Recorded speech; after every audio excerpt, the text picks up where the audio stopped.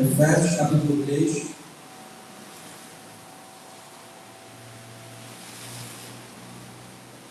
A gente vai começar um novo capítulo.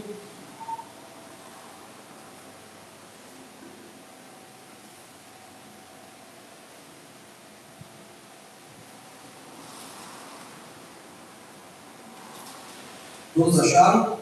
Amém.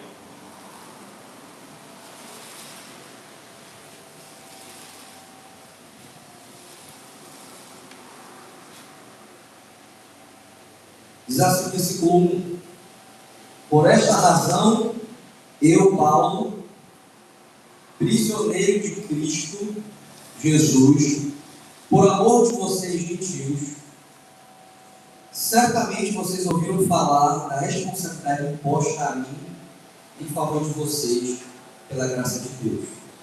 Isto é, mistério que me foi dado a conhecer por revelação, como já lhes escrevi brevemente. Ao lerem isso, vocês poderão entender a minha compreensão do mistério de Cristo. Esse mistério não foi dado a conhecer aos homens das outras gerações, das passadas, mas agora foi revelado pelo Espírito aos santos apóstolos e profetas de Deus. A saber que, mediante o Evangelho, os gentios são co-herdeiros com Israel, membros do mesmo corpo e co-participantes da promessa de Cristo Jesus. Desde que tornei ministro, pelo dom da graça de Deus a mim concedida pela operação do seu poder. Embora eu seja o menor dos menores dentre todos os santos, foi-me concedida esta graça de anunciar aos gentios as insondáveis riquezas de Cristo e esclarecer todos a administração deste mistério, que, durante as épocas passadas, foi mantido oculto em Deus, que criou todas as coisas. A intenção desta graça era que agora, mediante a igreja, a multiforme sabedoria de Deus se tornasse conhecida nos poderes e autoridades nas regiões celestiais, de acordo com o eterno plano que ele realizou em Cristo Jesus, nosso Senhor, por intermédio de quem temos livre acesso a Deus em confiança pela fé nele. Portanto, peço-lhes que não se desanimem por causa das minhas tribulações em seu favor, pois elas são uma glória para vocês. Tá bom? A gente vai pregar hoje até o verso 13. Tá bom? Deixa a tua Bíblia aberta.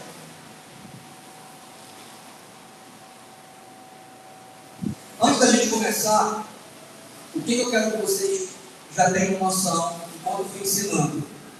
Paulo está preso, tá bom? Ele escreve essa carta estando preso.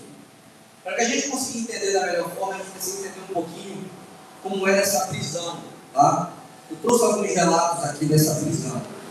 Para quem não sabe, essa prisão, ela é domiciliar, tá?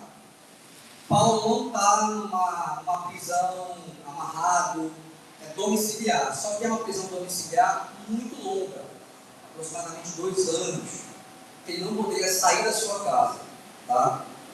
Como era essa prisão? Deixa eu ler para vocês aqui.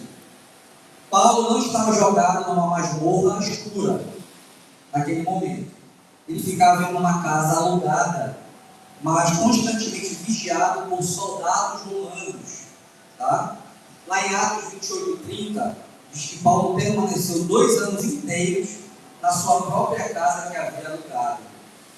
Normalmente, um prisioneiro romano, aguardando o julgamento, podia ficar acorrentado a um soldado, proibido de sair livremente, dependendo da ajuda de irmãos para alimentar e para o sustento, e sob vigilância constante do império. Tá? Isso explica porque em Efésios ele se chama, que nós vamos ler, de prisioneiro de Cristo. Então, alguns estudiosos dizem que ficavam guardas romanos vigiando ele, e em algumas situações esse guarda romano ficava acorrentado com ele. Imagina ele com alguém acorrentado do lado dele para ele não fugir. Não podia trabalhar, então ele impedia das pessoas levarem alimento para ele poder sobreviver. Tá? Como é que era vista essa prisão naquela época? Às vezes a gente pode pensar assim, poxa, é um conforto o cara poder ficar preso em casa. Mas naquela época não era visto assim, tá? Não era conforto, era limitação e humilhação. Mesmo sendo uma prisão mais branda, Paulo perdeu liberdade, vivia sob incerteza judicial, podia ser condenado à morte a qualquer momento, estava longe das igrejas, sofria abandono e oposição, carregava o preso pastoral nas igrejas que não podia ver. E uma coisa que é interessante, tá? Não fiquem achando vocês que todo mundo ficava do lado de Paulo. Quando ele foi preso, pessoas ficaram com vergonha. Poxa, agora o meu pastor da nossa igreja, o apóstolo, está preso. Que vergonha. Então, sim, Paulo foi abandonado algumas vezes. Tá? Ainda assim, é impressionante que justamente da prisão surgem cartas profundamente cheias de esperança, como a Epístola de Efésios, que ele escreveu preso, a Epístola de Filipenses, a Epístola de Colossenses e a Epístola de Filemão, que ele escreveu preso. Tá? São chamadas frequentemente de epístolas da prisão ou epístolas pastorais. Tá bom? É esse cenário que eu quero que vocês entendam. Quando eu estiver ensinando aqui, o que vocês vão imaginar? Paulo preso, não sabe se vai ser sentenciado à morte, não tem liberdade, tem que ser sustentado pela igreja. Além disso, gente abandonou ele. Tem gente com vergonha, porque ele está sendo preso, ele está preso, tá bom? Para a gente entrar no texto. Olha a tua Bíblia aí, por favor. A gente vai começar a analisar aqui agora. E eu preciso que você fique atento. Fique atento aí no versículo 1 por enquanto, tá? Olha aqui para mim. Deixa marcado aí. Para que a gente entenda tudo que vai vir no capítulo 3, a gente tem que lembrar o que Paulo disse antes. O que foi que Paulo disse antes? Ele falou o seguinte: olha, judeu e gentio, da igreja, vamos supor que a gente está na igreja daquele tempo, tá? Dois tipos de pessoas ficavam na igreja naquela época. O judeu, que é a pessoa mais tradicional, que conhecia a história do Antigo Testamento, tinha um certo relacionamento com Deus, e com tudo que Deus já fez na história. E tinha um gentio, que escutava pela primeira vez a pregação e se convertia ao cristianismo, mas não tinha aquela bagagem cultural toda, né? Desde pequenininho, como o judeu cresce, aprendendo as histórias, tendo a prática de oração, de leitura. Então, quando se juntou esses dois tipos de pessoas na igreja, deu um certo problema durante todas as epístolas da Bíblia. Por quê? Porque o gentio ele tinha a tendência de ser um pouco mais liberal, e o judeu tinha a tendência de ser um pouco mais zeloso e rígido. E quando a gente vai ler a Bíblia, todos os dois erram no exagero. Muitas das vezes um gentio ele quer ser liberal demais, porque o que importa, traduzido, é o coração. E quando a parte do judeu cometia alguns erros que ele se importava muito com a prática que você via, a questão de fazer algo e merecer algo em troca. Né? O que Paulo quer se dedicar aqui? Ele quer deixar bem claro, primeiro para o judeu e depois para o gentio. Cristo morreu na cruz para que o Evangelho alcançasse todos os povos da terra. E esses povos da terra, mesmo tendo culturas diferentes, eles têm que saber viver como irmãos. E aí ele juntou na igreja o gentio, que se fosse no dia de hoje, seria a gente, e os judeus. O judeu cobrava que o gentio fosse mais judeu. A gente chama isso de judaizantes. Eles queriam cobrar que o gentio fosse igual judeu. Se vestisse igual judeu, tivesse as mesmas práticas do Antigo Testamento. E ficava uma briga. E muitas das vezes o gentio, ele não se importava tanto com aquilo que era sagrado, de repente o culto, a forma de cantar. Para ele não era comum ele participar dessas coisas. E Paulo disse no capítulo 2: Cristo morreu na cruz para derrubar um muro de separação. O que é o muro de separação? Eu expliquei para vocês no último culto que o muro de separação era porque quando você vai ler o Antigo Testamento, Deus se revela só aos judeus. No Antigo Testamento você tem as histórias bíblicas acontecendo no povo de Israel, e os povos que moram ao redor geralmente estão guerreando com o povo de Deus. Perceberam isso? Geralmente é relato de guerra. Só que no Novo Testamento, quando Cristo morre e ressuscita, o muro de separação cai. Que muro é esse? Agora a revelação sobre Jesus Cristo não está contida no povo de Israel apenas. Deus começa a enviar os apóstolos para que eles consigam pregar em outros lugares. Então, qual é a sentença de Paulo? Vocês precisam entender que a igreja vai ser feita de pessoas diferentes. Não são pessoas iguais. E Cristo morreu na cruz para salvar pessoas diferentes umas das outras. Cada um tem um jeito de funcionar. E o grande desafio da nossa vivência é saber essa diferença e como conviver com isso. Vocês estão entendendo? Um é mais acelerado, outro é mais lento, outro é mais sorridente, o outro às vezes não é tão sorridente. Às vezes você tem um gosto de roupa, o outro tem um gosto diferente. A gente não está reunido aqui porque a gente gosta da mesma coisa, no sentido humano, material.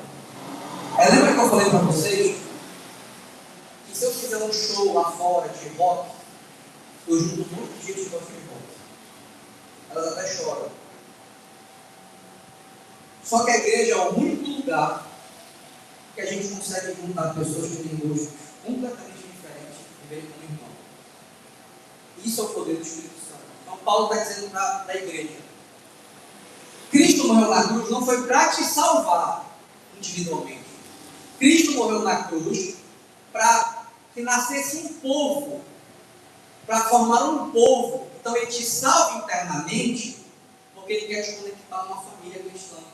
Ele quer te conectar a uma igreja. A preocupação de Paulo aqui agora é que a gente não seja individual, como eu fui salvo, eu sou salvo. Se vocês perceberem na música que a gente cantou aqui assim, ó: pela graça fomos salvos. Eu fiz questão de colocar fomos no plural, para que a gente entenda que a gente não é pela graça eu fui salvo, nós fomos salvos. Amém? Isso combate aquela grande história que as pessoas contam: a igreja sou eu. Eu não preciso ir para uma igreja local, porque a igreja sou eu. A Bíblia nunca disse isso. A Bíblia diz que você é igreja a partir do momento que você entende que Deus te salvou para te conectar a uma família cristã. Então você só pode falar eu sou igreja quando você participa disso que nós estamos vivendo agora. Vocês estão entendendo? A diferença de Paulo é que ele está lidando com uma diferença cultural. A nossa diferença aqui tem mais a ver com o gosto, com a personalidade, com a forma de se vestir, com aquilo que você escuta, né? Essas são nossas diferenças. Naquela época, a diferença era cultural também. O costume deles era totalmente diferente. Agora, a preocupação de Paulo é, de fato, definir: será que a gente entendeu o que ele quis dizer? É isso que ele vai querer responder agora. Será que a gente entendeu o que é esse muro de separação? Por quê? Porque ele quer que o gentio, e quem é o gentio, meus irmãos? Somos nós. Ele quer que o gentio entenda, de uma vez por todas, quem ele é. Aqui está um detalhe muito importante. A forma que a gente vê o povo judeu. Existem duas formas de ver o povo de Israel. Agora, nesse exato momento, tem gente que acredita que Deus tem uma promessa para o povo de Israel específica e uma promessa para a igreja. Então, para muitos evangélicos, Israel é um povo específico que Deus vai tratar com eles pessoalmente e de forma diferente, e a igreja é um outro povo. Então, algumas pessoas, quando vão ler a Bíblia, interpretam que a igreja é uma coisa e o povo de Israel é outra coisa. Tá? Daí que vem aquela grande questão que algumas igrejas acharem que quanto mais próximo de Israel elas estiverem, mais santa elas vão ser. Algumas teologias olham para o povo de Israel como se eles fossem um povo acima da gente.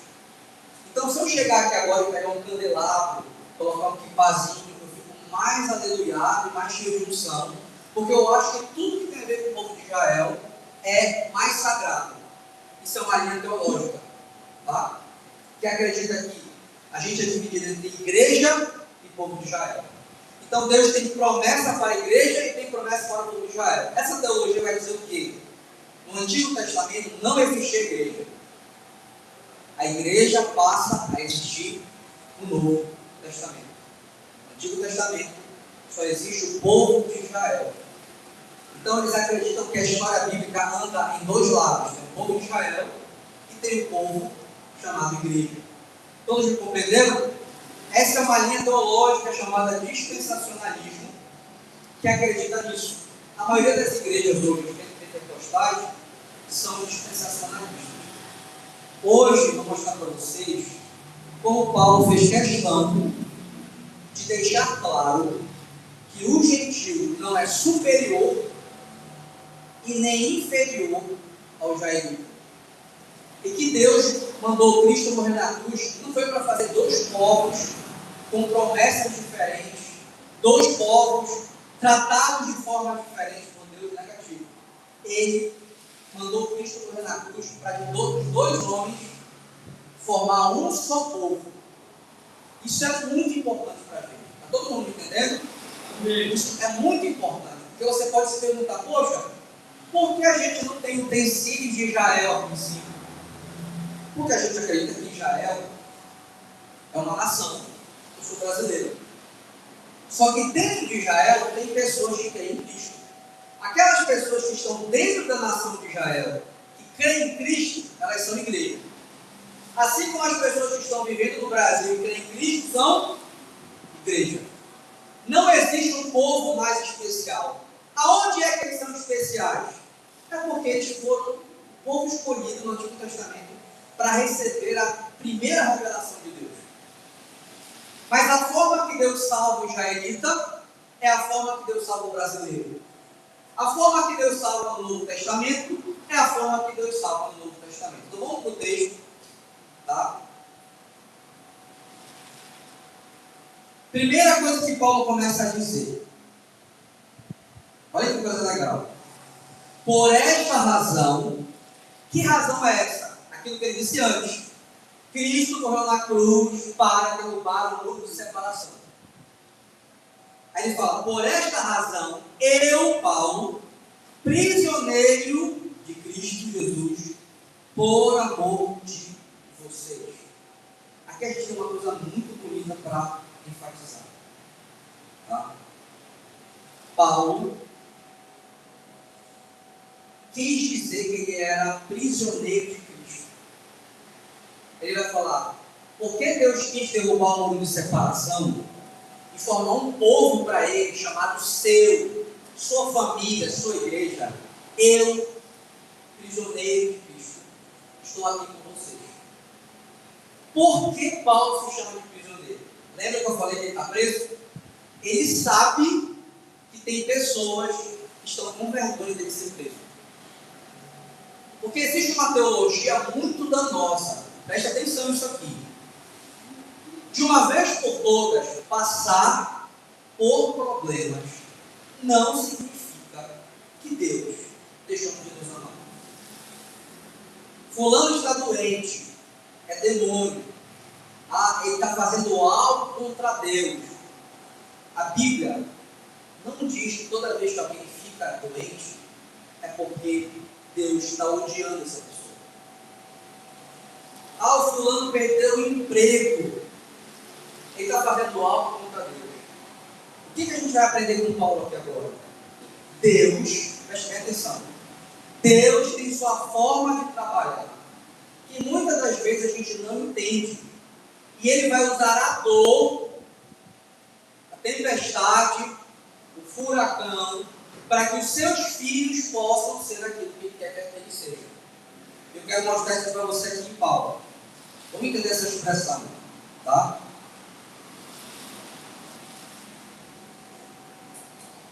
O sofrimento de Paulo estava debaixo da soberania de Deus. O que significa isso? Paulo entendia que que até quando ele sofria, Deus tinha um plano para isso.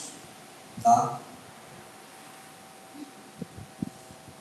Paulo escreve a carta preso. Historicamente, Paulo está preso por Roma. Mas teologicamente, Paulo entende que a sua vida continua debaixo do governo de Deus. Primeira coisa que Paulo entendeu: não é porque eu estou preso que Deus me abandonou.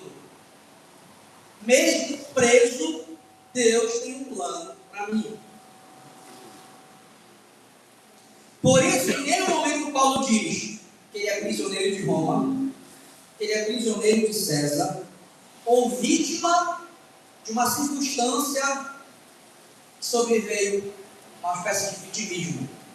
Você não vai ver Paulo se vitimizando, você não vai ver Paulo entregando a vida dele para homens. Ele sabia que se a guarda romana prendeu ele, foi porque Deus quis. O que Paulo precisava entender então? Uma vez que Deus permitiu que eu fosse preso, o que Deus quer com isso? Uma vez que você está passando pelo sofrimento, por uma dificuldade, a gente como filho jamais pode desconfiar do amor de Deus. Jamais. Jamais a gente pode achar que Deus não nos ama. O que a gente tem que tentar entender? O que Deus quer nos ensinar? Qual é o plano dele? Qual é o passo que ele quer que a gente dê? Ou qual é o ambiente que ele quer que a gente saia?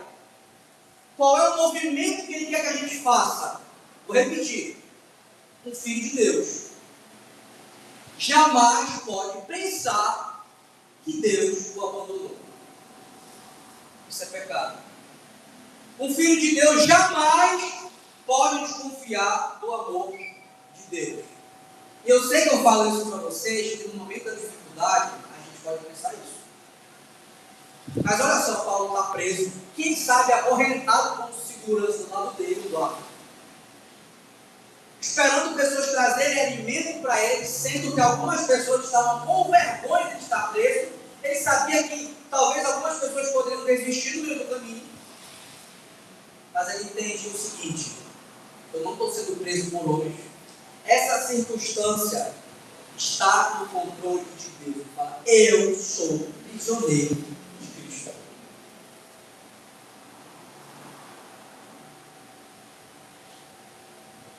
Isso revela maturidade espiritual. Paulo já sabia que o sofrimento faria parte do seu chamado, parte da sua vida como cristão. Você pode abrir comigo, por exemplo, em Atos, capítulo 9.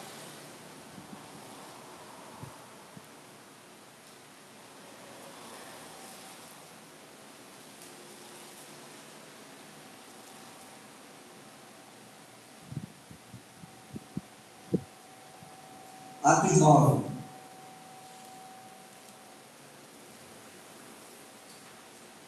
Olha o versículo 15. Olha o que Deus falou sobre Paulo quando ele teve um encontro com Jesus para Ananias. Versículo 15. Mas o Senhor disse a Ananias: vá, este homem é meu instrumento escolhido para levar o meu nome perante os gentios e seus reis, e perante o povo de Israel. Mostrarei a ele o quanto deve sofrer pelo meu nome. Isso aqui é uma mensagem dada a Ananias, que é o cara que vai orar por Paulo para ele sair dessa igreja. Você imagina isso? Paulo já tinha noção de que, ao servir Jesus Cristo, ele passaria por processos específicos na vida dele, que humanamente ele não gostaria de estar lá. Mas ele sabia que ele iria sofrer, ele saberia que ele ia ter decepções, e é por isso que ele fala: eu sou prisioneiro de Cristo. Por quê? O prisioneiro não vai aonde quer e não faz o que quer. Paulo poderia fazer o que ele quer. Não vou para tal lugar, vou desistir, vou parar. Mas se eu sou um prisioneiro de Cristo, mesmo chorando, mesmo triste, o que eu faço? Um dia para isso, então. O que eu tenho que fazer? Vocês estão entendendo? Isso serve para todos nós que estamos aqui. Vão ter momentos que a gente vai passar por situações que vai ser difícil. E a gente tem que se perguntar: Deus, o que é que o Senhor quer me dizer? O que o Senhor quer que eu corrija? O que o Senhor quer que eu faça? Porque a partir do momento que eu creio em Jesus Cristo, eu não faço o que eu quero. Está todo mundo entendendo? Amém. Você pode abrir comigo também em Atos 20. Vamos lá para o verso 22.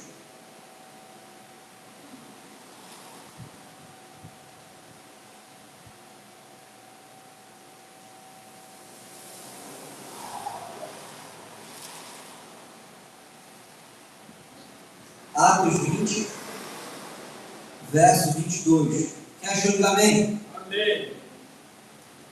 Agora, compelido pelo Espírito, estou indo para Jerusalém, sem saber o que me acontecerá ali. Senão que em todas as cidades, o Espírito Santo me avisa que prisões e sofrimentos me esperam. Todavia, não me importo, nem considero a minha vida de valor algum para mim mesmo. Se tão somente puder terminar a corrida e completar o ministério que o Senhor Jesus me confiou, de testemunhar do Evangelho da graça de Deus. Olha, coisa bonita, né? Quando ele ia para um lugar, o Espírito Santo já falava: vai ser preso lá, vai sofrer. Ele ia mesmo assim. E aí tem uma expressão de Paulo que ele fala o seguinte: eu não considero a minha vida como valor. O que significa isso? É a pessoa que entende que ela pode sim passar dificuldade. Porque tem pessoas que quando passam dificuldade, a primeira coisa que ela fala é o seguinte: por que eu, Senhor? Mas eu? Por que o Senhor? Paulo nunca vai fazer isso. Porque para ele, a vida dele não tem valor comparado à vontade de Deus. Se Deus quer que ele vá para o sofrimento, ele vai. Está todo mundo aqui compreendendo? Amém. É muito importante você entender a mente de Paulo. Então Paulo sabia que se for para estar com sofrimento, na dificuldade ou na bênção, que seja com Jesus. Amém? Que seja no centro da vontade de Jesus. Por quê? Porque até no pior lugar possível, se você estiver fazendo a vontade de Deus, Ele faz um milagre. Essa é a mente de Paulo. Ele é prisioneiro de Cristo. Aí fica aquela reflexão para a gente: será que a gente tem coragem de falar isso? Será que a gente pode falar: eu sou prisioneiro de Cristo? Como é que anda nosso pensamento? Como é que anda nosso sentimento? O que a gente pensou ultimamente diante de um processo de dificuldade, de luta, que na verdade está sendo feito por Deus para a gente crescer? Como é que eu posso definir isso aqui para vocês? Paulo é extremamente maduro.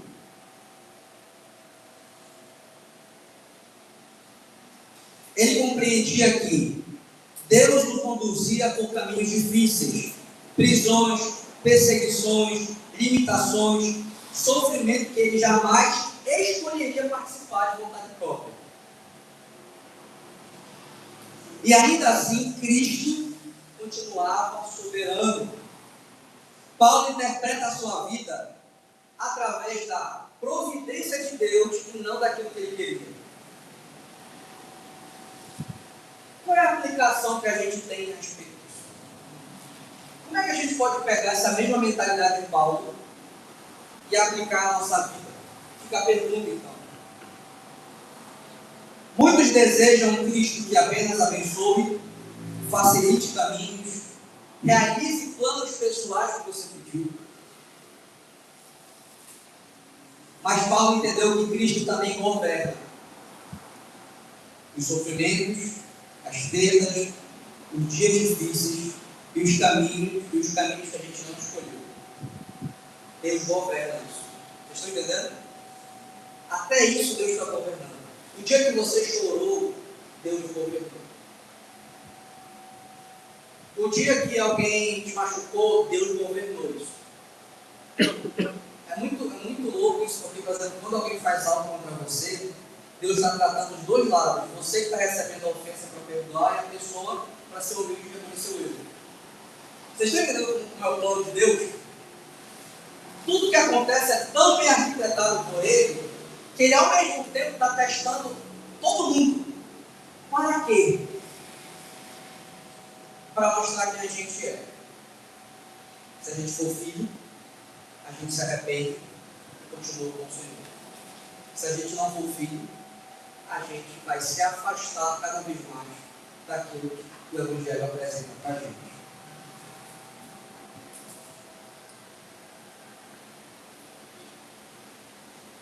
Voltando lá para Efésios, por favor.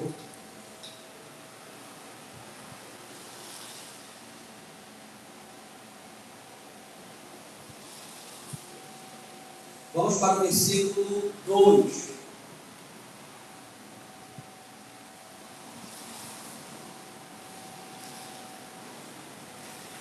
Diz assim: certamente vocês ouviram falar da responsabilidade imposta a mim em favor de vocês pela graça de Deus. Nós já lemos lá em Atos 9 que Deus falou para Ananias que ele vai ser escolhido para pregar para os gentios, não foi? Paulo já sabia disso. Uma coisa que eu fiquei pensando quando eu li esse texto é a certeza que a gente precisa ter do nosso propósito. Hoje você aqui está me vendo como cristão, como filho de Deus. Por que você está aqui? Você já entende que você foi chamado para viver numa família, para usar o teu dom, para ajudar as pessoas da tua família a se desenvolverem? É o que eu preguei uma última vez, quando eu falei sobre dons. Quando eu subo para pregar aqui, automaticamente quem tem vontade de pregar e nunca pregura, começa a olhar para mim e fala assim: eu quero pregar desse jeito. Quando a pessoa vê alguém tocando um violão, ela vai querer tocar violão daquele jeito. Quando a pessoa conhece alguém que está recebendo as pessoas lá na entrada, poxa, eu quero fazer isso aqui também. Toda vez que um cristão está exercendo o seu dom e o propósito de vida que ele tem como um filho de Deus, ele ajuda outras pessoas a se desenvolver e a despertar também. Quando alguém dá aula para as crianças lá atrás, de repente uma mãe vai olhar aquilo e ela começa a pensar: eu também quero dar aula. Quando a gente tem uma igreja que todo mundo quer viver só a sua vida e não quer ser uma igreja local, a gente vai ter uma lentidão no desenvolvimento das pessoas. A gente vai ter uma falta de ânimo, muitas das vezes, para as pessoas poderem exercer o seu chamado. Paulo é muito seguro. Eu sei o que eu estou fazendo. Eu fui chamado para pregar o Evangelho a vocês. Eu fui chamado para revelar os mistérios de Cristo para vocês. Aí a pergunta que fica para a gente é: a gente já tem certeza por que a gente está aqui? Vocês estão aqui hoje, por que vocês estão aqui nessa igreja? Não é para a gente ter uma religião.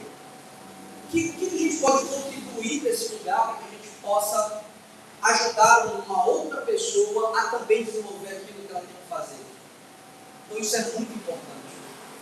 É muito importante o incentivo. O próprio Paulo fala: incentivos aos outros as boas obras. Não é isso que ele fala? Então é muito importante. Olha o versículo 2 de novo.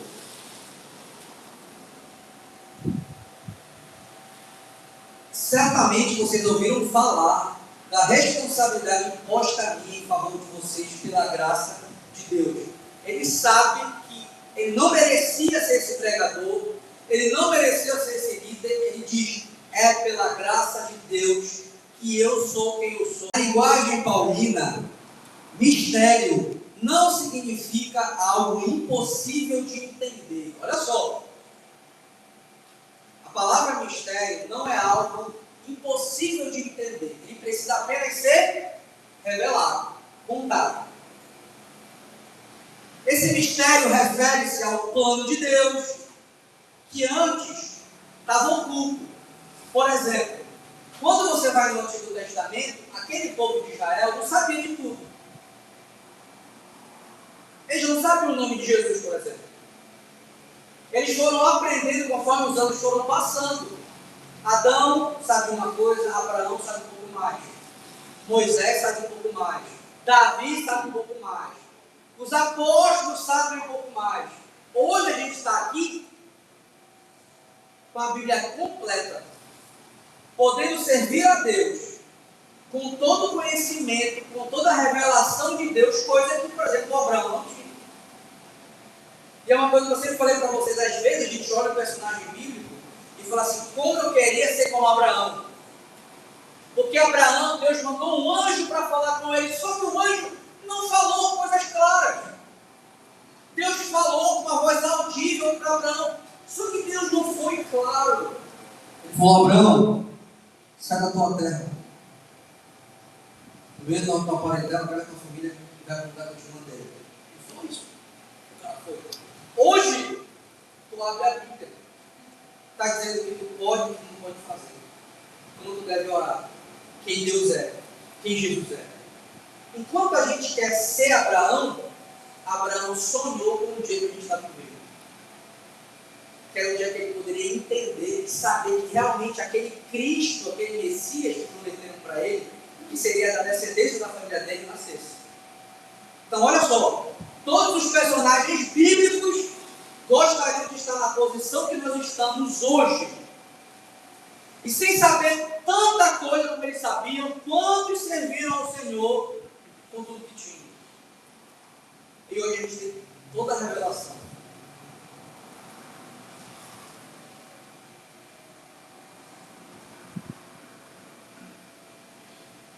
A pergunta que fica é, qual é esse mistério?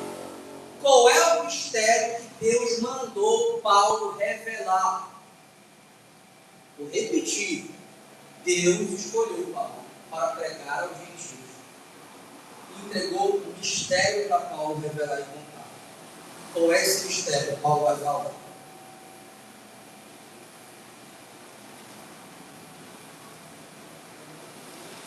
Todos com a Bíblia aberta? Amém. Versículo 3 de novo. Isto é, o mistério que me foi dado a conhecer por revelação, como já lhe escrevi brevemente. Ao lerem isso, vocês poderão entender a minha compreensão do mistério de Cristo. Esse mistério não foi dado a conhecer aos homens das outras gerações, mas agora foi revelado pelo Espírito aos santos, apóstolos e profetas de Deus. Vocês viram o que eu falei para vocês aqui agora? Paulo falou o seguinte, eu escrevi para vocês, vocês vão ler e vocês vão entender o que eu sei sobre o mistério de Cristo. Quando a gente, como igreja aqui, reforça a importância de ler, de estudar, e às vezes uma palavra como essa, às vezes não é interessante, humanamente falando. De novo, essa história de novo, separação, de novo. Mas esse é o mistério de Cristo. A gente tem que estar feliz aqui. Amém?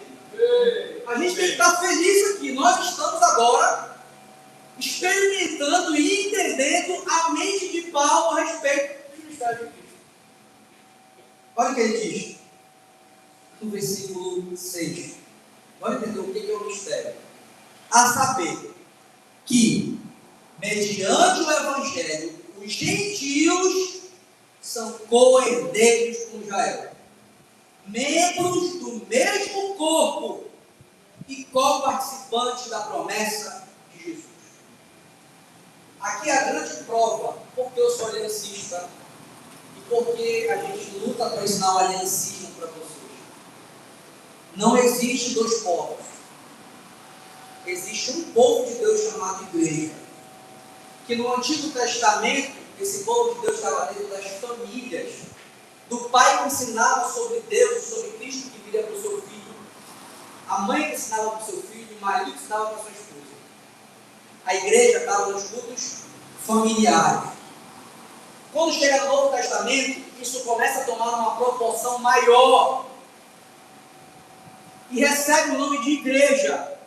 A vontade soberana de Deus sempre foi formar um povo, formar uma família.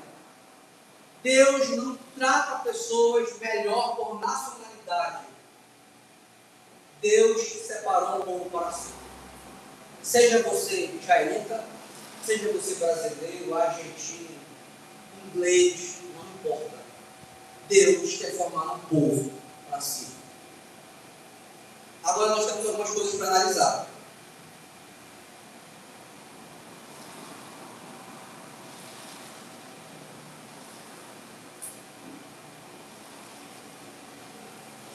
Olha o que ele diz aqui. Aqui está o centro do argumento. Paulo não está ensinando que Deus possui dois povos distintos. Ele não está ensinando que Deus tem dois planos de redenção, um para o povo de Israel, um para a igreja. Paulo não está ensinando duas alianças de salvação. Deus tem apenas um povo. A Epístola de Efésios mostra exatamente o contrário. Em Cristo, Deus está formando um único povo da aliança. A história da redenção, desde o Antigo Testamento, possui uma continuidade, uma ligação. Deus começou fazendo no Antigo Testamento aquilo que Ele continuou fazendo no Novo Testamento. A promessa é revelada quando Cristo pisa na terra como humano. Os gentios não entram em um plano paralelo. Eles são enxertados no mesmo povo da promessa. Vocês já fizeram enxerto de árvore aqui? Vocês jogam lá depois um vídeo de enxerto. Geralmente alguém pega, pensa no tronco de uma árvore, você coloca uma parte na caixa. Você pega uma outra mudazinha de planta e você coloca lá. Aí, geralmente as pessoas envolvem com um plástico, alguma coisa, para ela ficar presa. Aí fica regando. Daqui a um tempinho, uma planta de outra espécie nasce em outra árvore. Então, a gente foi colocado ao povo de Deus que estava se iniciando no Antigo Testamento. Deus vem formando o seu povo dentro da nação de Israel. O que acontece no Novo Testamento é que a gente vai ser colocado nesse povo. Não é por etnia, por aqueles que creem na promessa. Agora tem uma palavrinha que eu fiquei pensando um dia desse, que eu falo muito aqui para vocês. Aí eu me perguntei, será que o pessoal me entende quando eu falo essa palavra? Ele vai dizer o seguinte, olha para a Bíblia aí. Ele chama a gente, os gentios, de duas palavrinhas. Versículo 6. A saber que mediante o Evangelho os gentios são co-herdeiros com Israel. O que é co-herdeiro? Eu estava lendo, eu me lembro se eu falei o que é co-herdeiro para vocês. Se a gente entende essa palavra co-herdeiro, nós, os gentios, somos co-herdeiros com o povo de Israel. Então vamos significar essa palavra. Co-herdeiro significa herdar juntos, participar da mesma herança, do mesmo reino, participar da mesma herança espiritual do povo de Deus. Não existe uma herança para Israel e outra para a igreja. Por quê? O próprio Paulo diz, nós somos o quê? Co-herdeiros. Nós vamos desfrutar da mesma herança. Só que quando Paulo fala aqui o povo de Israel, é óbvio que ele vai generalizar. Porque a igreja é dividida entre israelita e gentil. Nem todo israelita hoje crê em Cristo. Mas tem aqueles que creem em Cristo. Tanto é que um dos principais perseguidores dos próprios apóstolos foi quem? O povo. Judeu. Todos? Não. Tinha judeu que cria e tinha judeu que perseguia.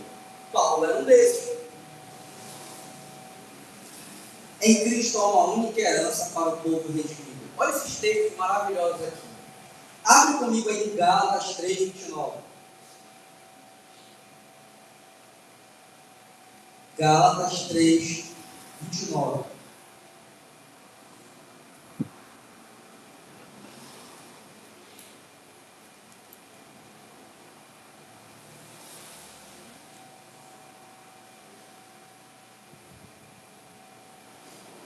Quem achou, diga amém. Amém.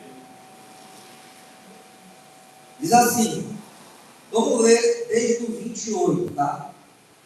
Desde o 27. Pois os que em Cristo foram batizados, de Cristo se revestiram. Não há judeu, nem grego, escravo nem livre, homem nem mulher, pois todos somos um em Cristo Jesus. E se vocês são de Cristo, são descendência de Abraão e herdeiros segundo a promessa. Isso aqui é muito forte. Isso aqui é muito lindo. O tempo todo Paulo quer mostrar que não existe uma nação mais importante, menos importante. O que ele está dizendo aqui é o seguinte: vocês que creem e se revestiram de Cristo, vocês fazem parte daquela igreja que existe com Abraão. Lá na família de Abraão, vocês são descendentes de Abraão. Por que ele usa a expressão descendente de Abraão? Quando Deus faz uma promessa com Abraão, ele fala: Abraão, eu vou te dar um filho. Vou parafrasear, tá? Desse teu filho, eu vou abençoar todas as famílias da terra. Eu te escolhi para que você vá e fale de mim e da minha aliança para tua família. Para que o teu filho fale com o filho dele. Como é o nome disso? Igreja. A missão de Abraão era pregar com o filho dele. Quem era Deus? E a promessa de que viria um Salvador. O que Abraão faz? Prega para a família dele. O que o filho de Abraão faz? Prega para a família dele. Sabe qual é o nome disso? Igreja. Olha o que Paulo fala. Se vocês se revestiram de Cristo, vocês são descendentes de Abraão. Vocês fazem parte daquela igreja que nasceu. Vocês estão entendendo? Amém. Deus sempre teve um povo. Todos nós somos importantes. Por que Paulo está fazendo questão de falar mais com o gentil? Porque nesse momento ele sabe que está acontecendo uma rixa, uma disputa na igreja, que muitos judeus não aceitavam os gentios, porque eles não eram zelosos das suas obras, em sentido, eles não eram circuncidados, eles comiam qualquer tipo de carne, eles não tinham as práticas que o judeu do Antigo Testamento tinha. Então Paulo deixou bem claro: não há diferença, judeu, você não é mais importante, porque Deus quis fazer um povo de vocês são irmãos. Para de bater no peito e falar: sou brasileiro, sou judeu. Não, eu sou da família de Deus. Amém? Amém. É disso que a gente tem que se orgulhar, de fazer parte do povo de Deus. Tem outro texto para deixar mais claro ainda. Romanos 4, 13.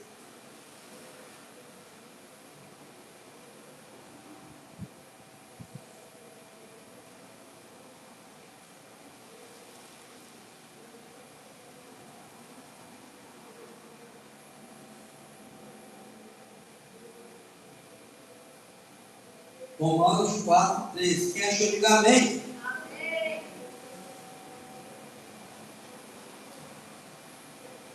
Versículo 13 diz assim: não foi mediante a lei que Abraão e a sua descendência receberam a promessa de que ele seria o herdeiro do mundo, mas mediante a justiça que vem da fé. Pois os que vivem pela lei são herdeiros, a fé não tem valor e a promessa é inútil. Ele está defendendo aqui contra um judeu que acreditava que você precisava ser um judeu para poder ser salvo. O que ele fala? Quando Deus deu uma promessa para Abraão, nem tinha esse nome judeu, nem tinha as leis que eu dei para Moisés. Eu alcancei ele não porque ele era um judeu que praticava todas as leis e que fazia tudo conforme era pedido às normas. Eu alcancei ele porque eu amei ele. É isso que Paulo está dizendo que Deus fez. Deus deu fé a Abraão. Vocês acham mesmo que Abraão tinha a capacidade, sozinho, de sair do meio do conforto da parentela dele, que ele era rico, para andar como um nômade, correndo o risco de ser assaltado, de ser morto. Vocês acham que, humanamente falando, Abraão teria essa coragem? Não.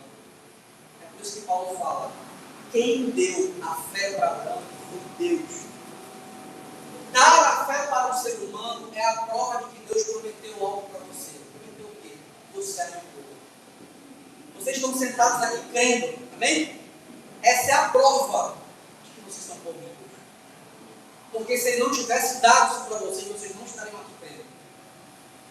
E Paulo está deixando bem claro: se ser herdeiro de Deus é por meio de obedecer a alguma lei, não precisa de fé.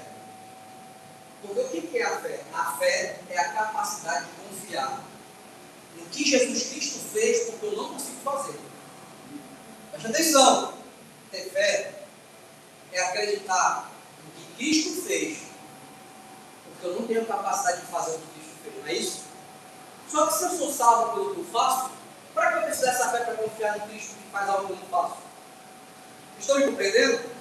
Então o que Paulo está defendendo contra o judeu? Ei, calma, segura aí. Deus salva seres humanos muito antes. Não foi porque ele deu uma lei, ele colocou normas. Não foi nesse momento que ele começou a salvar alguém. O próprio pai de vocês, da nação de vocês, Abraão, foi alcançado por mim antes de se ter o termo judeu. Ele era um pagão. Uma cultura que adorava outro Deus. Eu dei fé para ele e alcancei ele. E mudei a vida dele. Vocês estão me entendendo? E é por isso que Paulo está defendendo: não menosprezem os gentios. Eles fazem parte do corpo de Deus. E fica um recado para vocês: não menosprezem o que Deus deu para a gente. Nós somos cordeiros. Porque senão a gente fica olhando para o judeu como se ele tivesse tido uma vida tão especial com Deus que a gente nunca vai conseguir ter. E não é isso. A galera do Antigo Testamento queria ter a revelação que nós temos hoje. Paulo falou: Deus me revelou coisas que não foram reveladas para a antiga geração. E agora nós estamos aqui no belo domingo chuvoso, Dia das Mães, conhecendo o mistério do Senhor. O mistério que Deus confiou a Paulo foi: avisa os gentios que eu vou alcançar eles e vou transformar eles em minha família e meus filhos. Graças ao Senhor, nós estamos aqui. Amém? Amém. Graças ao Senhor.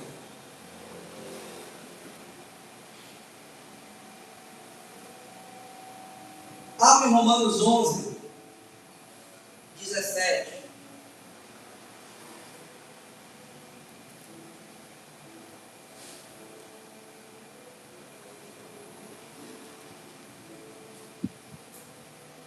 Olha o que diz Romanos 11, 17. É muito importante todo mundo ler. Quem achou de amém? Amém. Se alguns ramos foram cortados, e você, sendo oliveira brava, foi enxertado entre os outros, e agora participa da seiva que vem da raiz da oliveira, não se glorie contra esses ramos. Se o fizer, sabe que não é você que sustenta a raiz, mas é a raiz que sustenta você. Você quer dar um recado para a gente? Nós fomos alcançados por Deus. Tem que lembrar, não foi a gente que escolheu lá.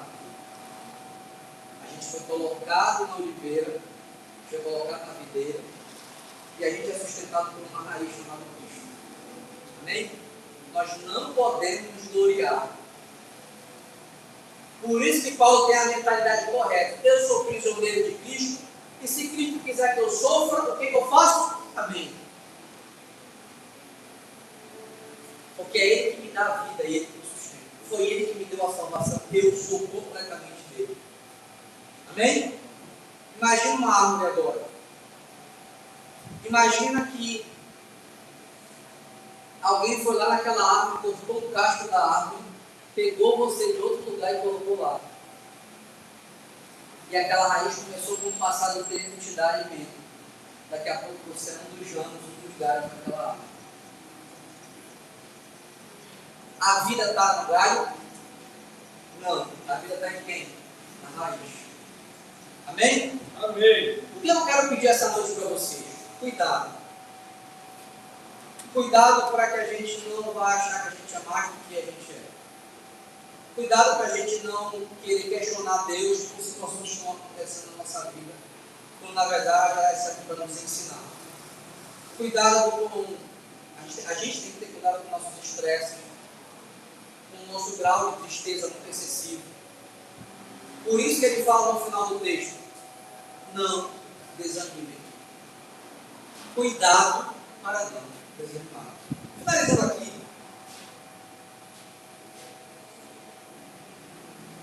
ele vai dizer mais uma coisa. Olha o verso 6.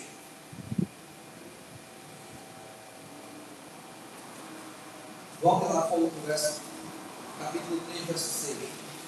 Vocês entenderam o que é cordeiro? Eu tenho a mesma herança, eu desfruto da mesma herança. Não tem distinção, nós somos um só povo. Mas ele chama a gente de outra coisa também. A saber que, mediante o Evangelho, os gentios são co-herdeiros com Israel, membros do mesmo corpo e co-participantes da promessa de Jesus Cristo. O que Paulo quer dizer que nós somos membros do mesmo corpo? Paulo destrói a ideia de dois corpos espirituais separados. Existe um só corpo, uma só família, um só corpo de Cristo. A igreja não substitui Israel. E também não existe um Israel redimido separado da igreja. A igreja é o povo da aliança cumprida em Cristo desde o Antigo Testamento. Judeus crentes e gentios crentes unidos no Messias chamado Jesus Cristo. Os gentios agora eles participam plenamente da promessa, da graça, da redenção de Cristo. Qual é a moral da história? Sabe aquilo que Deus prometeu para Abraão? É a mesma coisa que ele promete para a gente. Sabe o amor que ele tinha com Moisés? É o mesmo amor que ele tem com a gente. Sabe a forma que ele salvou Abraão? Dando para Abraão a capacidade de sair da terra dele e seguir Jesus, seguir Deus. É a mesma capacidade que ele dá para ele. Nós somos co-herdeiros, nós vamos ter a mesma herança quando chegar no céu, mas também nós somos co-herdeiros da promessa. A mesma promessa dada a Israel é a promessa dada para quem? Para a gente. Amém? Então, por isso que a gente precisa deixar bem claro, a igreja existia desde o Antigo Testamento nas famílias. Amém? Amém. É o mesmo padrão que a gente quer fazer aqui com vocês. Por que a importância que vocês reunirem? Para que vocês continuem o padrão que aconteceu na época de Abraão. E quando a gente se encontrar aqui, é reunião de famílias que creem em Jesus Cristo. Amém? Uma coisa até que o nosso irmão Tomé falou hoje no almoço das mães, na casa dele. E se a gente se preocupar com a nossa família, a gente já tem muita coisa. Tem uma história que fala assim, né? Se todo mundo limpar a calçada da sua casa, ou a frente da sua casa, a rua inteira está limpa. Então, se esse evangelho que eu estou pregando para vocês, esses outros gentios que ainda não foram alcançados, são na casa de vocês. Estão na família de vocês. Estão me entendendo? Quero finalizar aqui. Fique com essa palavra e lembre-se, hoje nesse culto nós entendemos o mistério revelado de Cristo para Paulo. Qual é o mistério? Os gentios são co-herdeiros do povo de Israel e da promessa. Eles são membros do mesmo corpo. Não existe dois corpos. Amém? Existe só uma igreja. Nós estamos conectados. Moral da história. Temos judeu agora, lá em Israel, que crê em Jesus Cristo, que é da minha família. Vocês estão entendendo? Mas tem um francês que quem crê em Cristo, que nesse exato momento, ele também é da minha família. Tem alguém lá em Belém agora que também crê em Cristo, que é da minha família. A gente não tem que bater no peito para dizer que a gente é de alguma nação específica. A gente tem que se orgulhar e estar feliz de fazer parte da grande nação do reino do Senhor. Nós não somos estrangeiros. Nós temos uma pátria celestial. Amém? Amém. Então, antes de você brigar por alguma coisa aqui no Brasil, lembra que a gente tem uma pátria, que é o reino do céu. Amém? Amém. Vocês mostram para casa de vocês esse mistério revelado, que significa que vocês têm capacidade para entender esse mistério. E deixa eu falar uma coisa para vocês. Hoje, eu estou explicando para vocês esse mistério. Sabe como era feito na época de Paulo? Ele escrevia a carta, a pessoa lia a carta. Só isso. Agora é óbvio que ele já tinha passado um tempo ensinando aquelas pessoas. Então, quando ele escreveu essas coisas, as pessoas estão lembrando de tudo que ele disse. É basicamente o que eu faço com o grupo de estudo de vocês. Eu escrevo depois do que eu preguei, correto? E aí vocês vão ler e vão lembrar aquilo que ele pregou. É o mesmo movimento que a gente está fazendo, amém? E que essa semana você possa também viver a igreja na sua casa. Eu queria que você ficasse em pé.